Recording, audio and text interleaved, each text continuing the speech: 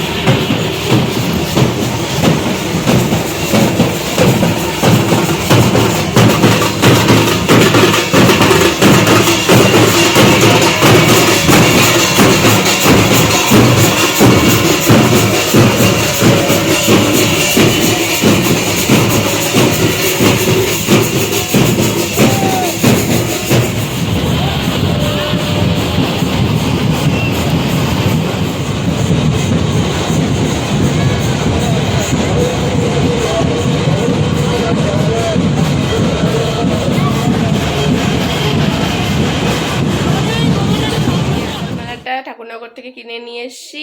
আমি আমার জন্য একটা কিনেছি আর বৌদির জন্য একটা কিনে নিয়ে আসছে। বৌদি তো একটু বড় আর আমি একটু ছোট দেখেই কিনেছি।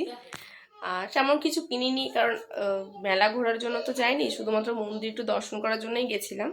আর এত ভিড় ছিল, আর প্লাস আমার মেয়ে এদিকে বাড়ি রেখে গেছি, সেই টেনশন ছিল, তার জন্য আর কোনো কিছু কেনা হয়নি। শুধু মালা কিনেছি, আর পিসি, আমার মেয়ে আর আমার ভাইপো ভাইজিদের জন্য টুপি কিনেছে।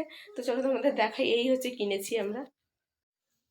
এইটা আমার মেয়ের, এই কালারটা আমার মেয়ের, এক সেম টুপি, শুধু কালার আলাদা। এইটা আমার মেয়ের, এই হালকা বেগুন ফুল টাইপের। আর এই সেম, এই যে এই পিঙ্ক পিচ কালার টাইপের, এই সেম হচ্ছে আয়ুষীর আর অনুমেঘার। আর আয়ুষের জন্য এই যে এই টুপিগুলো, কালারিং টুপি, এগুলো পাতা দিয়ে বানানো, নারকেল পাতা দিয়ে বানানো এই টুপি।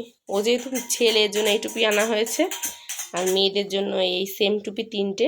অনুমেঘাটা অনুমেঘার এসে আসার সাথে সাথে দিয়ে দেওয়া হয়েছে। তো চলো, এই হচ্ছে ঠাকুরনগরের এইবার বারুণী স্নানটা এইভাবেই কাটালাম। মা পিছনে মা, দেখি তো এই টুপিটা পরে তোমাকে কেমন লাগে, কেমন লাগে? ইয়ে সুন্দর লাগছে তো। হ্যাঁ, সুন্দর লাগছে তো, সুন্দর লাগছে তো।